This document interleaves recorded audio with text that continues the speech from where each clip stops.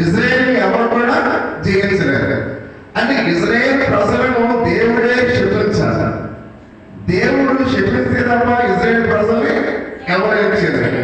అంటే మోయేబులైనా లేక మన విద్యాలైనా వారు ఒక్కడైనప్పుడు కూడా ఇజ్రాయేల్ ప్రజల్ని జయించారు. కాబట్టి ఏమనుకున్నారు, అంటే ఏ ప్రవక్త అయితే ఇజ్రాయేల్ ప్రజల్ని శపిస్తాడో ఆ ప్రవక్త మనకు కావాలి. అంటే వీళ్ళ ఆలోచన వీళ్ళు మనం జయించలేకపోతున్నాం.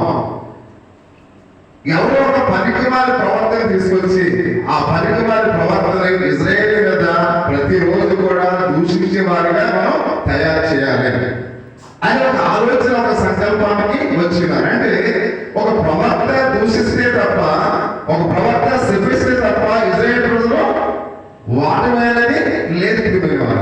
అంటే ఇజ్రాయేల్ ప్రజలు వాటమి చెందాలంటే ఏం చేయాలనుకున్నారు? వాళ్ళు దేవుడే శపించాలి. దేవుడే వాళ్ళని క్షమించాలంటే ఒక ప్రవర్తన వాళ్ళని క్షమించాలి. అంటే ఆ యొక్క దినాల్లో ఎవరు ఏ ప్రవర్తన దొరుకుతారని వాళ్ళు ఎదురుపడి ఏం చేస్తారట, వెతుకుతూ ఉన్నట్లుగా మనం చూస్తున్నాం. చూడండి, మనం కూడా ఎవరైనా శత్రుత్వం ఉందనుకోండి, వాళ్ళు మనం జయించలేమనుకోండి, మనం ఏం చేస్తాం, చాలా మంది కొంతమంది స్నేహితులను మనం పోగు చేసుకుంటాం. అంటే మనకు ఎవరైతే విరోధులుగా ఉన్నారో ఆ విరోధులందరినీ కూడా మనం ఏం చేస్తాం, వాళ్ళతో మనం కలిసి మెలిసి లేకపోయినప్పుడు కూడా వాళ్ళ అవసరం మనకు ఉంది కాబట్టి వాళ్ళందరినీ కూడా ఏం చేస్తా ఉన్నాం, పోగు చేసుకుంటాం. అంటే వాళ్ళ యొక్క ఆలోచన ఏంటి, ఇజ్రాయేల్ ప్రజలను నాశనం చేయాలి అనే ఒక ఆలోచనతో ఇక్కడ ఈ రెండు దేశాలు, మోయాబు దేశము ఇక్కడ వీరు ఇరువురు కూడా ఆ విధంగా వాళ్ళు ఒక ఆలోచనకు వచ్చినట్లుగా పరిశుద్ధ గ్రంథంలో మనం చూస్తూ ఉన్నాం. కాబట్టి వీరిని క్షమించే ప్రవక్త వరకు వారు వెదరడం ప్రారంభించినట్టుగా మనం చూస్తున్నాం. ఇజ్రాయేల్ పై వారు ఎంతో కట్టుబడుతున్నట్లుగా కూడా పరిశుద్ధ గ్రంథంలో మనం చూస్తూ ఉన్నాం. ఇజ్రాయేల్ తమ కంటితో వారిని పొడవాలని వారి యొక్క ఉద్దేశం. అంటే వాళ్ళని వారికి మనం ఏం చేయాలి, ఇప్పుడు వారి కంటితోనే మనం పొడవాలి.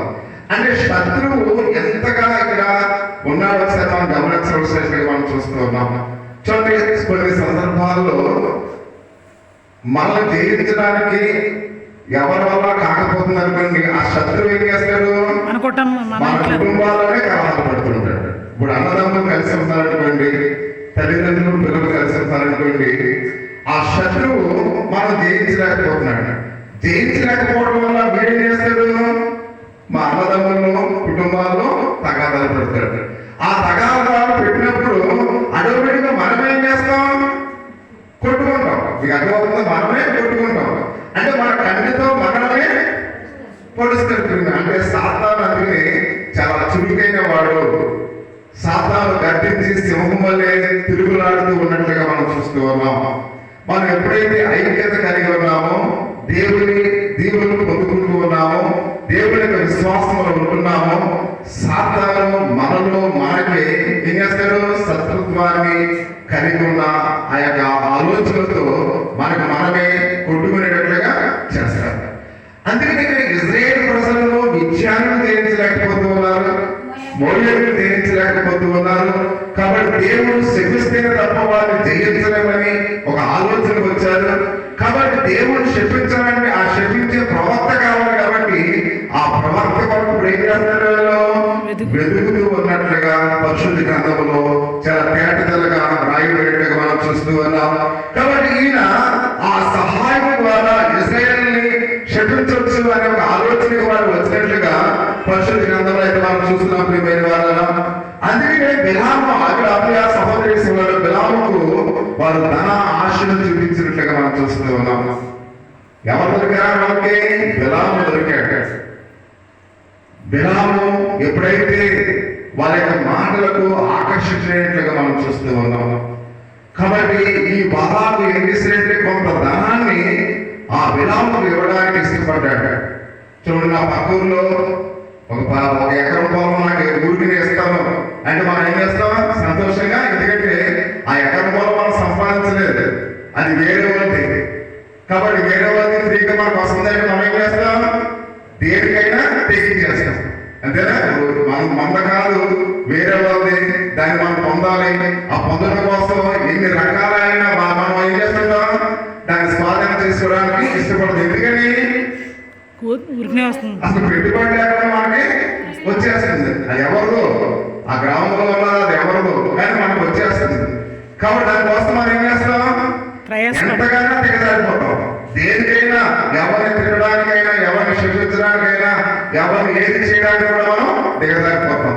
అలాగే బిలాము ఎప్పుడైతే బాలాకు ధనాశ చూపించాడో, ఇజ్రాయేల్ ప్రజల్ని నువ్వు శపించాలి, ఇజ్రాయేల్ ప్రజలు నాశనం అవ్వాలి, ఇజ్రాయేల్ ప్రజలు మాకు శత్రువులుగా ఉన్నారు కాబట్టి వారి యొక్క అంతం మేము చూడాలి, కాబట్టి వారిని శపించడానికి నీవే సరైన ప్రవర్తనని వాళ్ళు ఎవరి దగ్గరికి వెళ్ళారంట, బిలాము దగ్గరికి వెళ్ళినట్లుగా పరిశుద్ధ గ్రంథములో చాలా తేటగా మనం చూస్తున్నప్పుడు వాళ్ళ ఆ రాత్రి బిలాముతో దేవుడు మాట్లాడుతూ ఉన్నాడు.